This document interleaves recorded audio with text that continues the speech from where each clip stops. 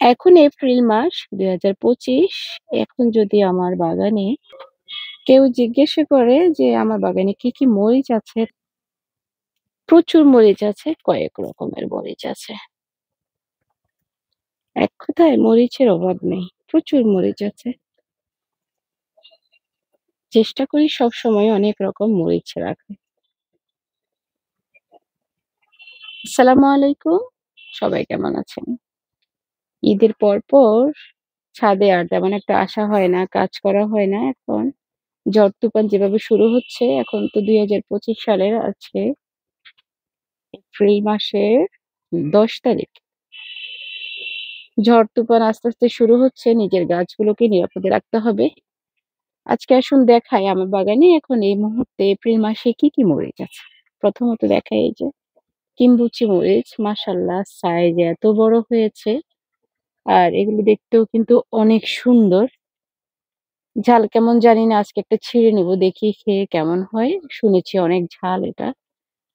ধরেছেও কিন্তু অনেক।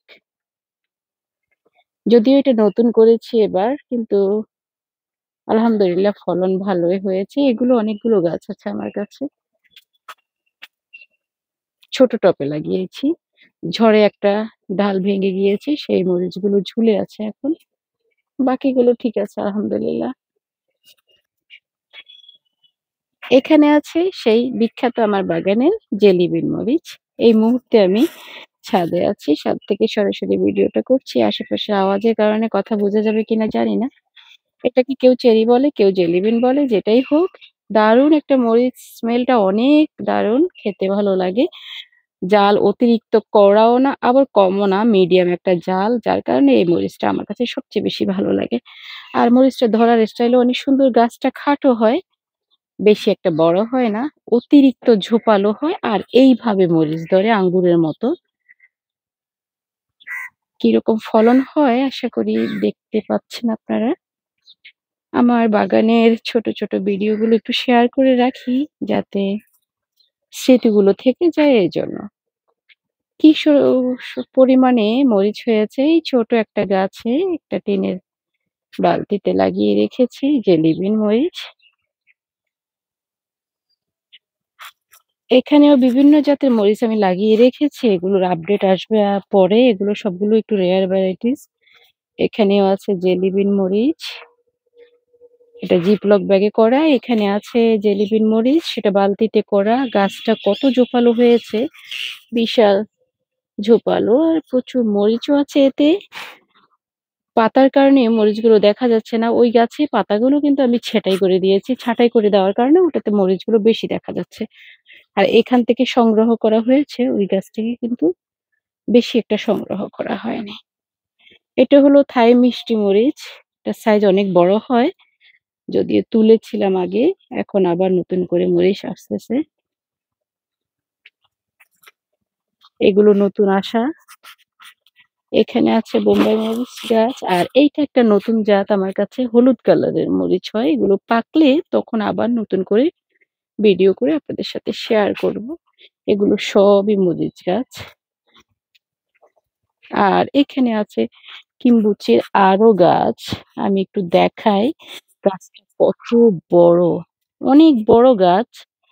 ফলনও হয়েছে, তবে ঝড়ে অনেক ঝরে গিয়েছে। আশা করি সামনে আরো ভালো কিছু আশা করা যায়। এখানেও আছে কিম্বুচি গাছ। এই যে এটাতেও মরিচ আসতেছে। এটা ছোট টবে দিয়ে রেখেছি। গাছগুলো কিন্তু বেশ বড় হয়। কিম্বুচি মরিচের গাছগুলো বেশ বড় হয়। এটার জন্য বড় টব অবশ্যই দরকার। এগুলো অন্যান্য জাতের মরিচগুলো। আর এইখানে আছে কিম্বুচির আরেকটা গাছ। এইটাও কিম্বুচি। এই লাইনের সবগুলো গাছ কিন্তু কিম্বুচি গাছ। এইটাতেও ফল আসতেছে আস্তে, আস্তে করে। চলে আসছে ফল। এইটাতেও ফল আসছে। আর হলো এখানে আছে বোম্বাই মরিচ গাছ, আমাদের দেশীয় যে নাগা মরিচ, বোম্বাই মরিচ গাছ আছে। এখানেও ফলন অনেক হয়েছে। আমি এগুলো আসলে নেওয়ার জন্য ঈদ উপলক্ষে চটপটি খাওয়ার জন্য অনেকে এসে নিয়ে গিয়েছিল আমার ছাদ থেকে। আলহামদুলিল্লাহ এসব ব্যাপারগুলো খুব ভালো লাগে। কেউ যদি কোনো কিছু চাইতে আসে, আমার বাগানে আছে এই কথা জেনে যখন চাইতে আসে খুব ভালো লাগে ব্যাপারটা। এটা আমাদের দেশীয় নাগামরিচ। এটার গাছটার সৌন্দর্য দেখেন খুবই বড়। জিপলক ব্যাগে আমি লাগিয়েছি। গাছটা যেমন বড় হয়েছে, ঝোপালো হয়েছে। আরেকটা আমার সবচেয়ে প্রিয় মরিচ, সৌন্দর্যের দিক থেকে সেরা, চাপাই কোবাই। আলোর বিপরীত সাইডে কেমন দেখা যাবে জানি না। প্রচুর মরিচ হয়েছে। সবগুলো গাছেই মরিচ।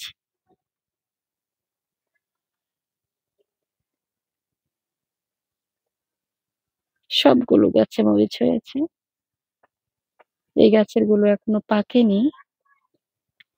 আলোর বিপরীত সাইডে দেখা যাচ্ছে না, সেজন্য জায়গাটা চেঞ্জ করে দিলাম মরিচগুলোর। আমি চাপাই কোবাই মরিচগুলো একটু দেখাই।